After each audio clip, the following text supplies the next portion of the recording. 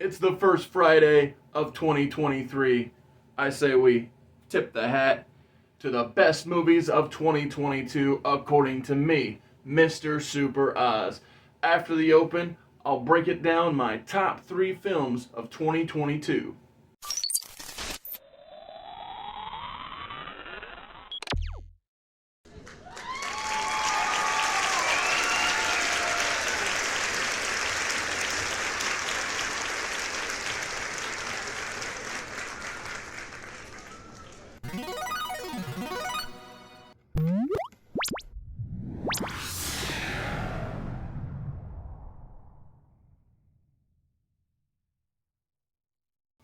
Normally here on Countdown, I do much bigger countdowns, whether it's the Sweet 16 of the DC, no longer EU, but DC Universe, or ranking of the DCU, or ranking of the MCU. But this time, I just didn't like that many things that came out or even watch, to be honest, so maybe something is great and I missed it.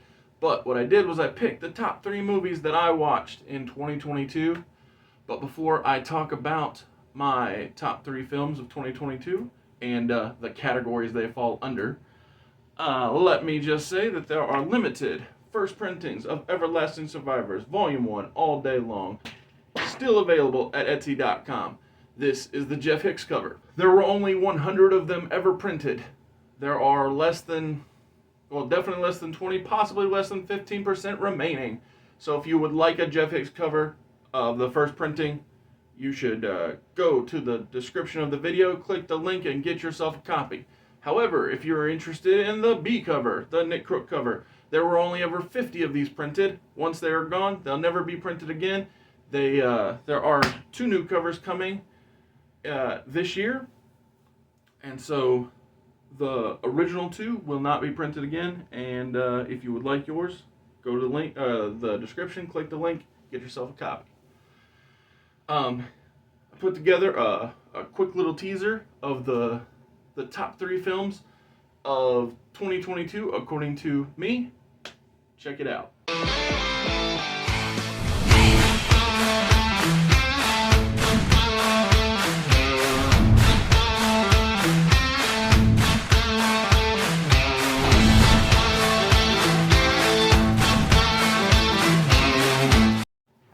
The number 3 film is me cheating, but it doesn't matter because it's my countdown, it's my video, it's my fun time.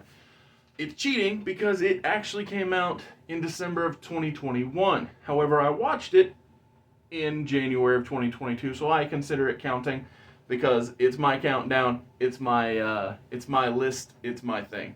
So, my number 3 favorite movie of 2022, and it falls under the concept of action / comic book movie, that is SpiderMan No Way Home. I feel like to describe it or to go into detail is unnecessary. Everybody knows about the beautiful convergence of multiple Spider-Men from eras gone by and the one that is currently here with the MCU. And they really caught me off guard when they gave the Uncle Ben moment to Aunt May. So that, and come on, it was just a really good movie. There are so many possibilities that can spin out of it, and all kinds of ways you can go with it. Did the wiping of Peter from everybody's memory go all the way to the Guardians in space? Where does it end? We don't know, but it was a great movie. It was exciting. It was action-packed. It was, the best comic book movie. Yeah, it was the best comic book movie. It was really great. Is it the best Spider-Man movie? I mean, let's say it's the best Spider-Man moments because it brings Tobey Maguire, Andrew Garfield, and Tom Holland all together. And Tom Hardy was there, but only in the periphery, in the background, in the world, but not of the world. So he was there, just not used. So yeah, like I said, I'm cheating, but I don't care. It's my video. I do it how I want.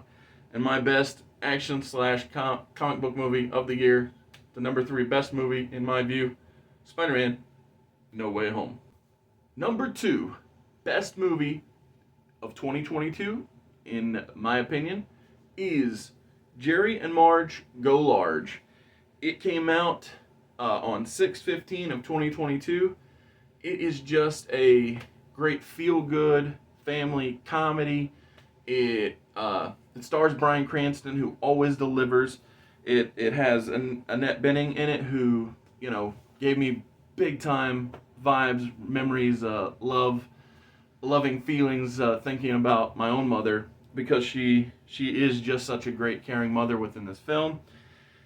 Their son is Jake McDormand,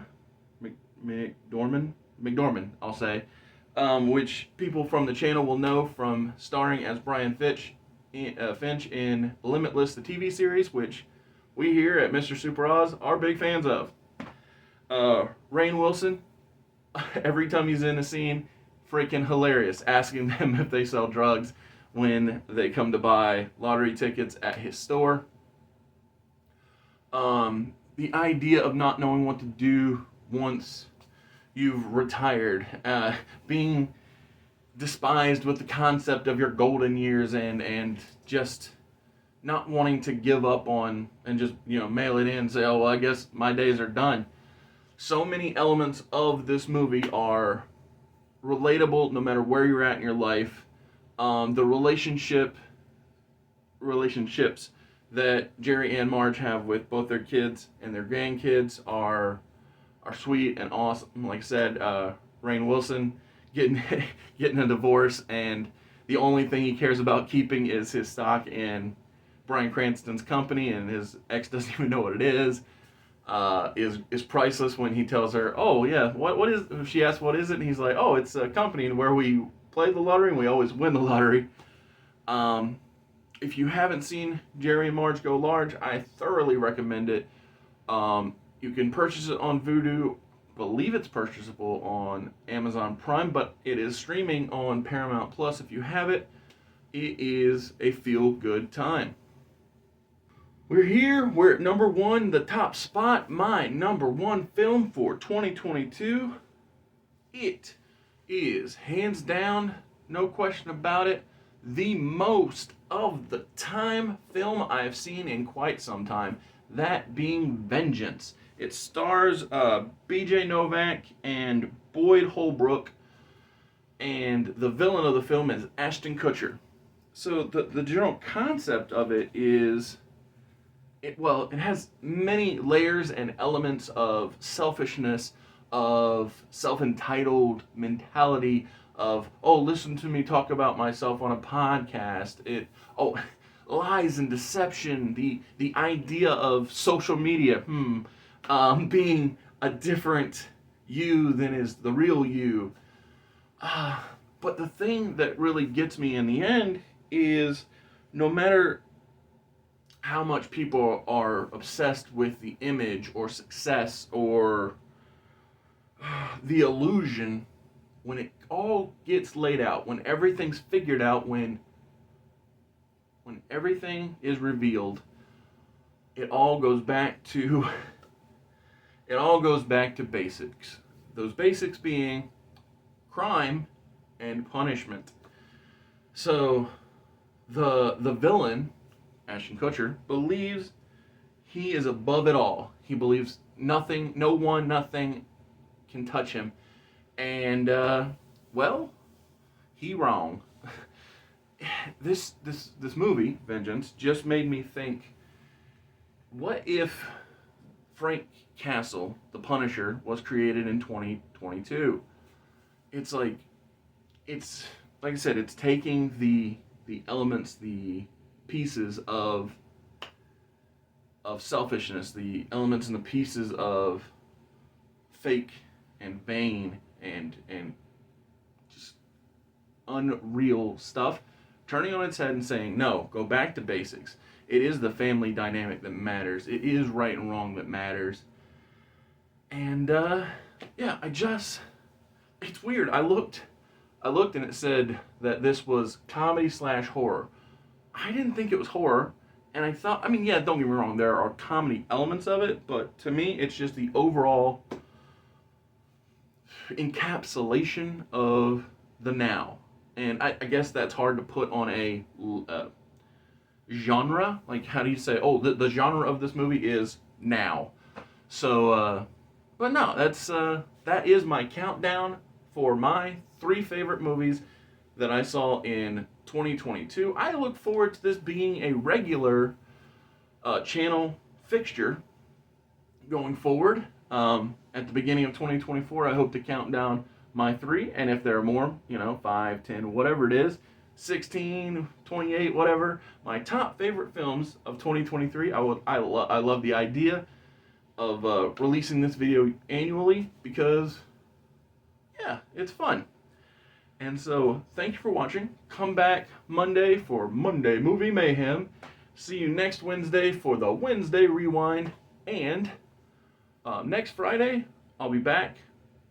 Maybe I'll have a partner. Maybe it'll be another solo freestyle video. But every Monday, every Wednesday, and every Friday, I'll be here, Mr. Super Oz, on YouTube.